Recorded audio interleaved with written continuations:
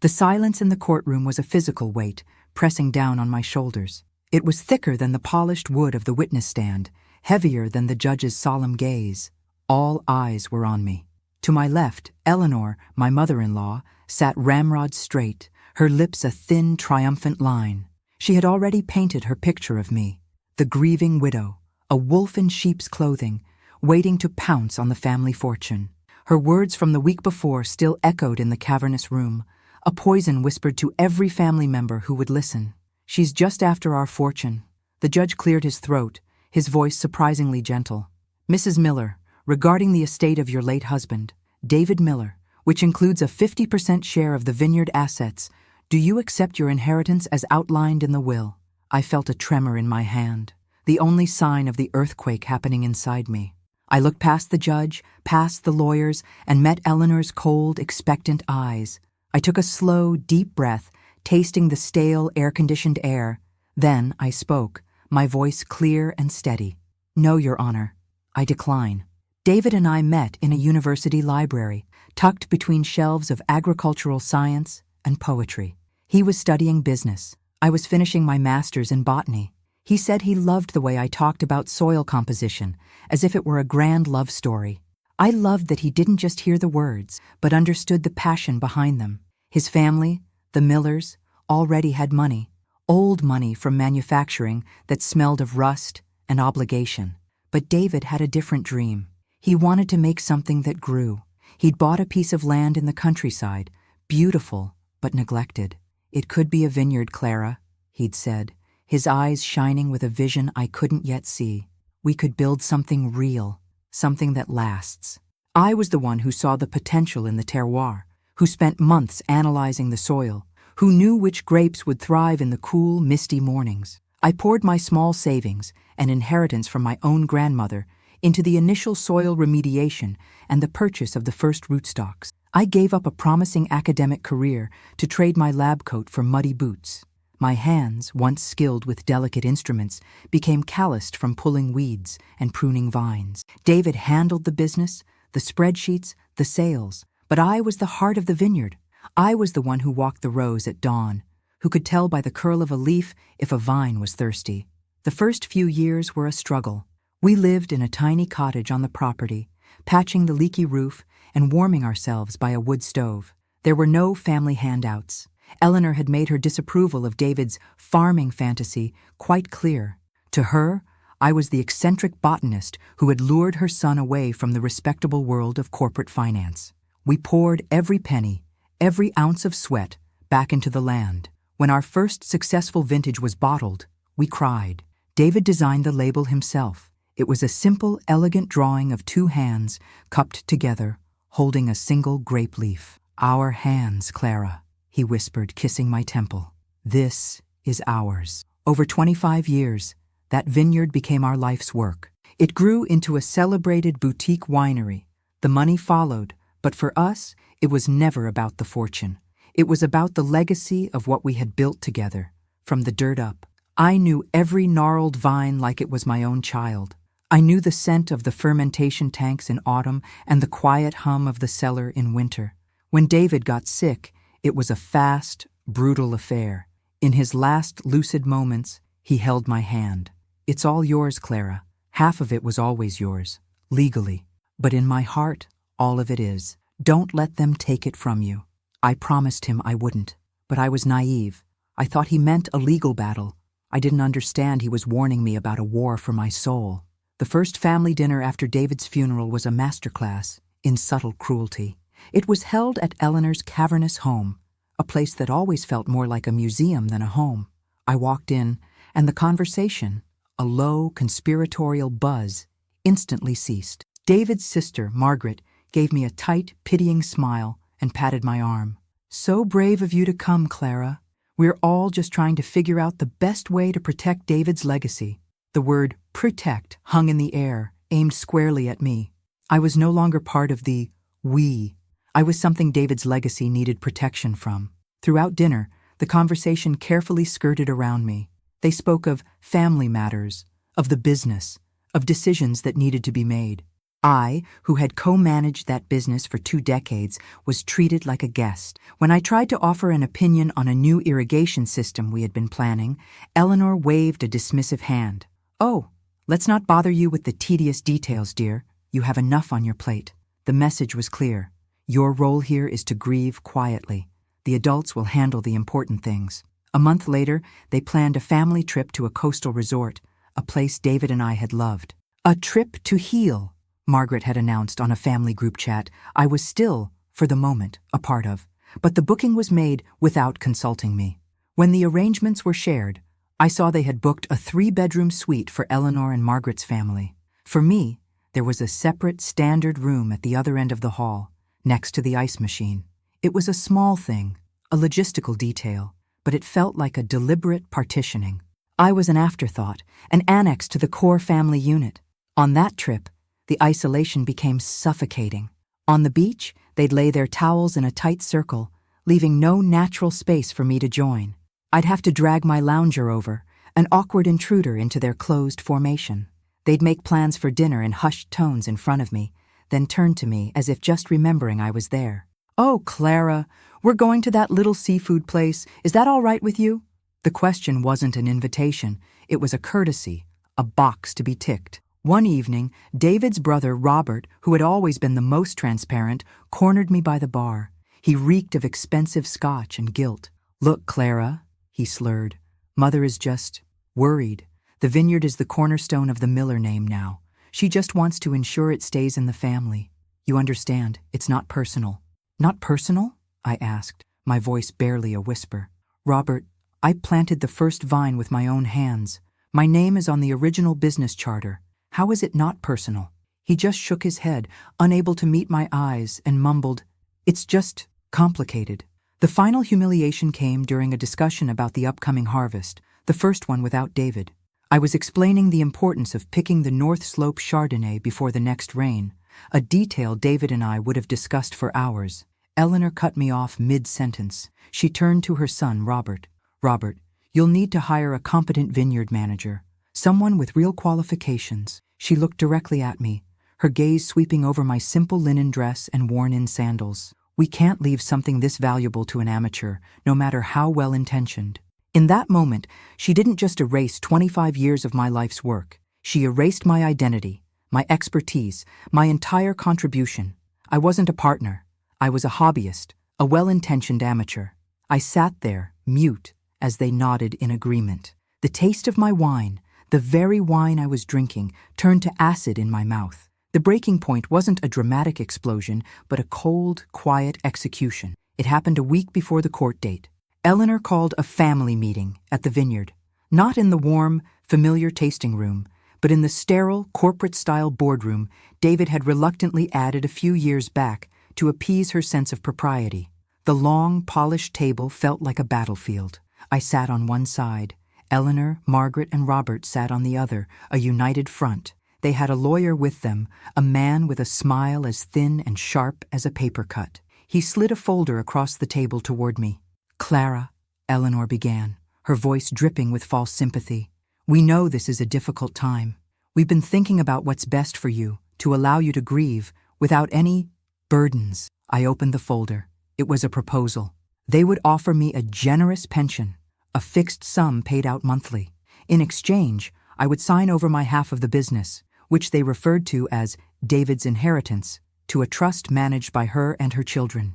They would also give me the right to live in our cottage on the property for 5 years, after which I would be expected to find my own arrangements. I stared at the papers, the black and white letters blurring. A pension, as if I were a retiring employee. A 5-year lease on my own home. My home. "This is my home," I said, my voice shaking. "This is my business. David and I built this." Margaret sighed, a theatrical display of exasperation. "Clara, be reasonable. You can't possibly run this place alone. We're trying to secure your future." "Secure my future? Or secure your control?" The words were out before I could stop them. That's when Eleanor's mask of concern finally dropped. Her face hardened, her eyes narrowing into chips of ice. She leaned forward, her voice low and venomous. "Let's be honest, shall we? You married into this family. You enjoyed a comfortable life because of David. We all know what this is about. You're not fooling anyone. She's after our fortune, she said, turning to Robert and Margaret as if I wasn't even there. She was waiting for this day. I looked at them. I looked at Robert, who I'd taught how to properly taste wine. I looked at Margaret, whose wedding dress I had helped mend an hour before she walked down the aisle. I was searching for a flicker of protest, a shadow of doubt, a memory of the woman I had been to them for 25 years. I found nothing, only silence, a heavy, damning silence. Their averted eyes, their slight, uncomfortable shifts in their chairs, it was their assent. In their silence, they co-signed her accusation. In their silence, they abandoned me. It wasn't just Eleanor's cruelty that broke me. It was their collective betrayal. I had lost David, and now, in this cold, sterile room, I was losing the entire world we had built. I slowly stood up, my legs unsteady. I didn't say another word. I left the folder on the table, turned, and walked out, the sound of the heavy door clicking shut behind me, feeling like the final closing of a tomb. I drove without a destination, tears blurring the winding country roads. I ended up in a small town I'd only ever passed through. I parked the car and just walked, letting the unfamiliar streets guide me. I found myself standing outside a public library, a beautiful old stone building covered in ivy.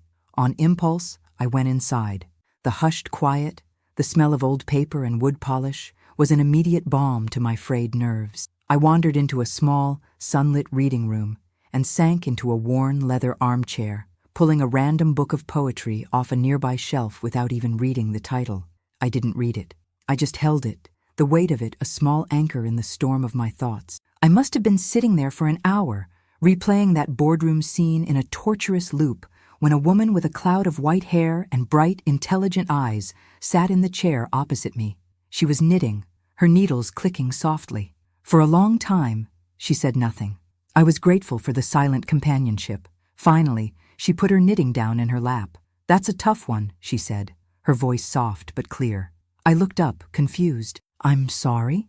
She nodded toward the book in my hands. "Rilke, beautiful, but he demands a lot from a reader, especially if the heart is already heavy." I glanced down at the book, surprised she had identified it from across the room. I gave a weak, watery smile. "I suppose it is?" "My name is Agnes," she said. "I was the librarian here for 40 years. I still volunteer. I find I'm good at spotting people who need a quiet corner." She looked at me, not with pity, but with a deep, knowing empathy. "You look like someone who has been carrying the weight of other people's stories for a very long time."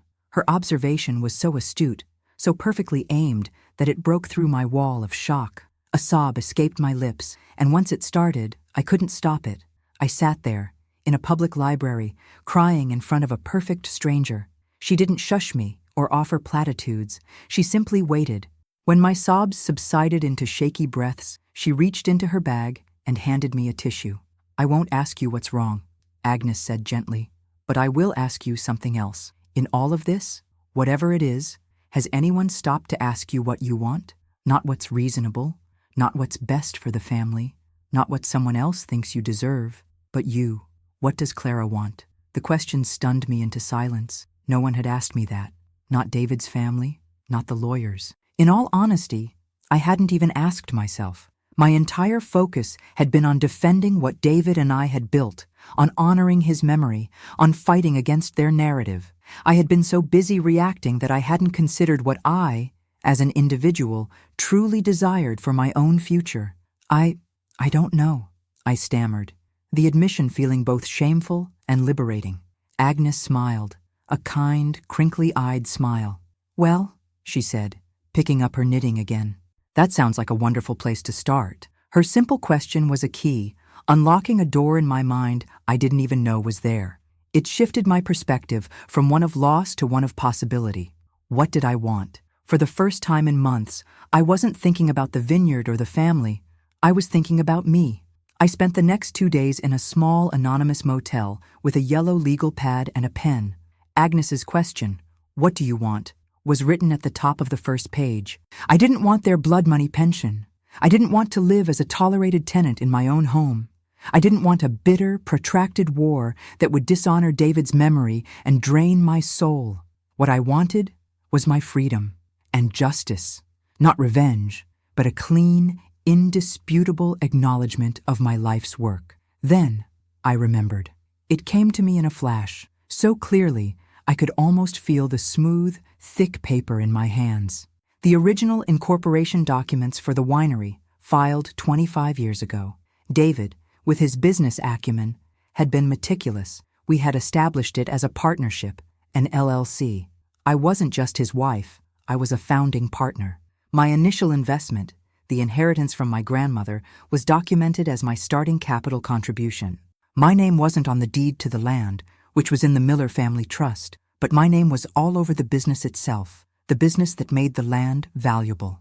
And I remembered something else. Early in our marriage, when David's father first threatened to cut him off for pursuing that ridiculous grape hobby, we had seen a lawyer. David had insisted on a post-nuptial agreement. At the time, I thought it was unromantic, but he was protecting me. The agreement clearly stipulated that in the event of divorce or his death, my 50% ownership of the business entity known as Miller & Cumbert Vintners, along with its assets, brand, and accounts, was separate and distinct from any shared marital property or Miller family inheritance. It was my contribution, my work, my stake. My hands were shaking as I called a new lawyer, a woman named Ms. Albright, whose name I got from a women's business association. I didn't tell her the whole sob story. I just laid out the facts, faxing her a copy of the post-nuptial and the business charter I'd had stored in a safe deposit box for years. Her call back came the next morning. Her voice was calm, but with an undercurrent of steel. "Clara," she said, and I liked that she used my first name. "This is an ironclad case. They have made a critical error. They are treating your 50% ownership of the business as part of David's inheritance that you are supposed to receive through his will. It is not. It was already yours. It has been yours for 25 years. She explained the legal standing. Declining the inheritance from David's will, his personal effects, his stock portfolio, his share of our marital home, was a separate matter. My ownership of the winery was a pre-existing business arrangement. "So what does this mean?" I asked, my heart pounding. "It means," she said, and I could hear the smile in her voice, "that they can't just offer you a pension. They have to buy you out, at fair market value. Or you could force a liquidation of the entire company and take your half. Given the current valuation of the winery, your half is substantial, far more than the fortune they're so worried about. In fact, for them to buy you out, they will likely have to sell off significant Miller family assets. You hold all the cards." The power of it washed over me. It wasn't about the money. It was the beautiful, legal, undeniable truth. I wasn't an amateur. I wasn't a gold digger. I was a partner. "Here's what we do," Ms. Albright continued, her tone shifting into strategic mode. "We go to court for the will reading. You do exactly what you planned. You decline the inheritance. You do it publicly. Let Eleanor have her moment of perceived victory. Then, the next day, we serve them with a buyout demand for your 50% ownership of the LLC. We don't fight them on the emotional front. We meet them on the only ground they truly respect, the bottom line." I sat there, the motel room phone pressed to my ear, and I started to laugh. It was a clean, freeing sound. The plan was perfect. It was elegant. It was just. It wasn't a messy, public fight over a will. It was a simple, irrefutable business transaction. I would give them what they thought they wanted, their precious family inheritance, untouched by me, only to show them that the true value they craved had been in my hands all along. "Yes," I said to Ms. Albright, "let's do that." The day after my courtroom declaration, Ms. Albright served the papers. I wasn't there to see it, but she described the scene to me with a certain professional satisfaction. She delivered the buyout demand not to Eleanor's home, but to Robert's corporate office, ensuring maximum professional embarrassment. The fallout was, from my distant perspective, a spectacular display of poetic justice. The Millers, who had accused me of being after their fortune, were suddenly faced with a reality they had never conceived. A huge portion of what they considered their fortune was, in fact, mine. And I was cashing out. The first ripple I heard about was through a mutual acquaintance who worked in finance. The Millers had tried to lowball the offer. Ms. Albright, true to her steely reputation, had simply responded with 2 independent, multi-million-dollar valuations of the winery. The number was non-negotiable. To meet it, they didn't have a choice. They had to liquidate. The first thing to go was the beach house, the very place where I had been so systematically isolated. I saw the listing online, its cheerful blue shutters and wraparound porch, a bitter reminder of that miserable trip. It sold quickly, but it wasn't enough. Next, I heard from an old neighbor that Eleanor had been forced to sell a significant portion of her stock portfolio, the very foundation of the old money she so proudly guarded. The manufacturing company's stocks, passed down through generations, were now being sold off to pay the botanist she had called an amateur. There was a quiet, delicious irony in that. Robert had to take out a second mortgage on his sprawling home. Margaret, whose husband had a penchant for expensive cars, had to sell 2 of them. Their annual European ski trip was abruptly cancelled.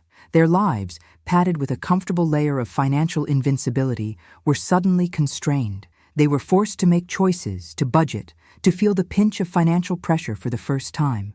They tried to fight it, of course. There were blustering letters from their lawyer, filled with veiled threats and accusations of opportunism. Ms. Albright handled it all with cool efficiency. "They're acting on emotion," she told me over the phone. "We are acting on contract law. They will lose." The most telling consequence, however, was what happened to the vineyard. Without my expertise, and without the capital to hire a truly top-tier manager, the quality began to suffer. Robert, trying to play the part of the gentleman farmer, made a series of disastrous decisions. He authorized the use of a cheap pesticide that damaged the soil's microbiome, something I had spent years cultivating. He pruned the old-growth vines too aggressively, reducing the next season's yield by 1/3. The vineyard, our shared work of art, was becoming just another asset, mismanaged and unloved. It broke a small piece of my heart, but I had to let it go. It was their legacy to ruin now. They had won control, and they were discovering that control and competence were 2 very different things. They had gotten the house, but they had lost the home. They had kept the business, but they had lost its soul. From my new, quiet apartment across the state, I watched them, not with glee, but with a detached sort of pity. They had fought so hard to push me out, never realizing I was the one holding the whole thing up. With the settlement finalized, I felt a sense of vertigo. For the first time in my adult life, my future was a completely blank page. The money, a sum that felt abstract and unreal, sat in a bank account. My first decision was to not make any big decisions. I didn't buy a mansion or a flashy car. Instead, I rented a modest but beautiful apartment in a coastal city, one with a large terrace that got the morning sun. The first thing I bought was not furniture, but soil. Dozens of bags of the richest, darkest organic soil I could find. I filled terracotta pots of all shapes and sizes, and I began to build a garden. Not a vineyard, with its demands and commercial pressures, but a riotous personal jungle of herbs, heirloom tomatoes, fragrant lavender, and exotic flowers I'd only ever read about in textbooks. My hands, which had grown soft in the months of legal battles, found their old rhythm in the dirt. This garden was just for me. It had no market value. Its only purpose was to bring me joy. I enrolled in a Portuguese language class at the local community college. I had always dreamed of visiting the Azores, of seeing the volcanic vineyards there. The class was full of other people in transition, recent retirees, empty nesters, young people figuring things out. For the first time in years, I was simply Clara, not David's wife, or Eleanor's daughter-in-law. I was the woman who struggled with verb conjugations, but could bring in the most delicious basil for the end-of-term potluck. I bought a proper camera, something I'd wanted for years but had never prioritized. I started taking pictures on long, solitary walks along the coastline. I photographed the way the light hit the waves at dawn, the intricate patterns on a weathered seashell, the laughing faces of strangers at a farmer's market. I wasn't trying to be a great photographer. I was teaching myself to see the world again, to find beauty in the small, overlooked details. My life became a tapestry of quiet, deliberate pleasures, the taste of a perfect espresso at a sidewalk cafe, the feeling of finishing a thick novel on a rainy afternoon, the sound of my new friends' laughter during our weekly potluck dinners. I found a small circle of women from my language class and a hiking group. We talked about books, travel, politics, and the challenges of starting over. My story, when I chose to share parts of it, was met not with judgment or pity, but with understanding and respect. They saw me as strong, not as a victim. One afternoon, while repotting an orchid, I realized I hadn't thought about the Millers in over a week. The thought of them no longer brought a surge of anger or a pang of grief. It was more like a distant memory, a chapter from a book about someone else's life. The bitterness had finally leached out of me, replaced by the rich soil of my new existence. I was living a life that was smaller, quieter, and infinitely more my own. I had lost a fortune I never wanted, and in its place, I had found something priceless, myself. It had been nearly 2 years, 2 years of quiet growth, new friendships, and the gentle rhythm of a life reclaimed. I was sitting on my terrace, sketching the petals of a new hibiscus bloom, when my phone buzzed with an email from an unfamiliar address. The subject line was simply, my name, Clara. My first instinct was to delete it. I had a strict policy of not engaging with anything or anyone connected to my past life, but something made me pause. I opened it. The sender was Leo, my grandson. He had been a teenager when David died, a sweet, quiet boy who had always seemed caught in the crossfire of his family's tensions. He would be in college now. My heart gave a painful lurch. The email was long, and I could feel the hesitant, careful effort in every word. Dear Clara, it began. I don't know if you'll read this or if this is even your email anymore. I got it from an old holiday card I found. I hope it finds you well. I'm writing because I've been thinking a lot. College does that to you, I guess. It gives you distance. And with distance, I've started to see things more clearly. Things about our family. Things about what happened to you. I want to say I'm sorry. I know that's not enough, but I don't know what else to say. I was there for some of those dinners. I saw the way they treated you. I heard the things Grandma said. At the time, I was just a kid and I didn't understand. I just knew it felt wrong. It felt mean. I was quiet because I was scared, and I'm ashamed of that. I remember when I was little, you were the one who taught me the names of the constellations. You and Grandpa David.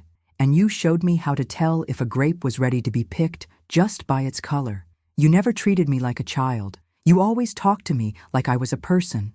Life here is different now. The vineyard feels heavy. No one laughs there anymore. Grandma is always angry, it seems. Angry about money, angry about the new manager, angry that the wine isn't winning awards anymore. She got what she wanted, I think, but she's the most unhappy person I know. They talk about the legacy, but it feels like they're talking about a ghost. They're holding on to an empty house. I just wanted you to know that I see it now. I see you. I see what they did. You weren't after their fortune. You were the fortune, and they threw you away. I don't expect you to reply. I don't want to ask anything of you. I just needed to say it. I hope you're happy. Sincerely, Leo. I read the email 3 times, my vision blurring with tears, but these were not the hot, bitter tears of grief and betrayal I had cried 2 years ago. These were tears of a different kind, a complex mix of sorrow for the boy who had to witness such ugliness and a profound, aching validation. You were the fortune. That one sentence, from a boy I had taught to find patterns in the stars, healed a wound I hadn't even realized was still tender. He saw me. After all this time, someone from that world finally, truly, saw me. The barrier around my heart, so carefully constructed, developed its first, tiny, hopeful crack. I waited a full day before I replied to Leo's email.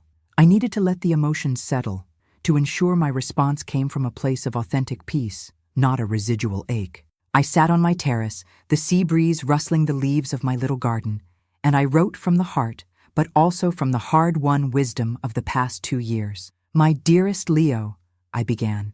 Thank you for your email. It found me. And yes, it found me well. More than well, actually. It found me happy. Your words, and the courage it must have taken to write them, mean more to me than you can know. Please, never be ashamed of your silence as a boy. You were a child in a room full of adults who had forgotten how to behave with kindness. The responsibility was theirs, not yours. What I want you to know is that I hold no anger toward you. The memories I have of you, of looking for Orion's belt from the porch of the cottage, of your small hands carefully holding a refractometer to test the sugar in the grapes, are treasures to me. They are separate from the sadness, and I have kept them safe. You are a man now, and you are seeing the world with your own eyes.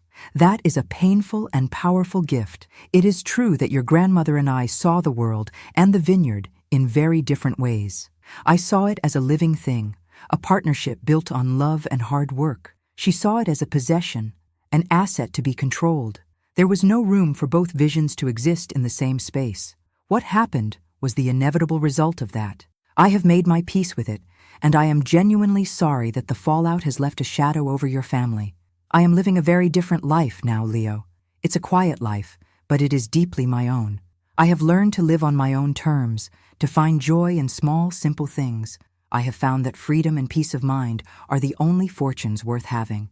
I would like it very much if we could stay in touch, but it would have to be just that, a connection between you and me on our own terms, separate from the past. It cannot be a bridge back to the rest of the family.